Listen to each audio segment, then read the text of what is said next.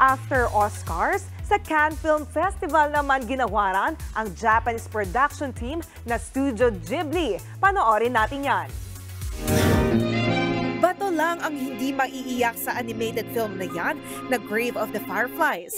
Buhos luha habang umuulan. Kakaibang biyahe naman ang handog ng My Neighbor Totoro. Here comes the bus. Ibang klase ang imahinasyon. Na para bang bumabalik sa pagkabata ang mga matatandang nanonood. Yep.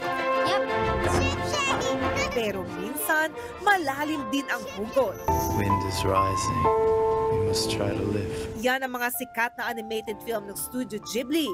Pang-award gaya ng mga Oscar-winning film nilang Spirited Away. Take a deep breath. Let's go!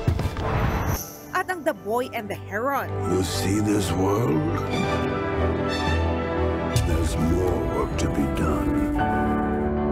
Dahil sa magagandang pelikula ng Ghibli, hindi katakatakang ginawaran sila ngayon ng Honorary Palme d'Or sa 77 Cannes Film Festival.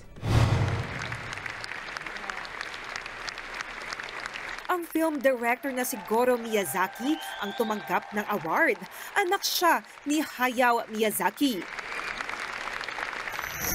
Historic win yan dahil sila ang kauna-unahang grupo na tumanggap ng nasabing parangal. Super deserve! Rumampa rin sa red carpet si Goro habang hawak ang trophy. Kasama niya ang Vice President for Events ng Studio Ghibli na si Kenichi Yoda na napaselfie pa nga.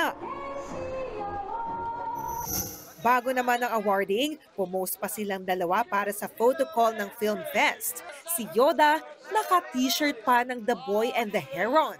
Nakaka-proud kayo, Studio Ghibli! Mga kapatid, Jania Lipon po, laging maging updated sa latest sa entertainment and lifestyle para maging una sa balitaan.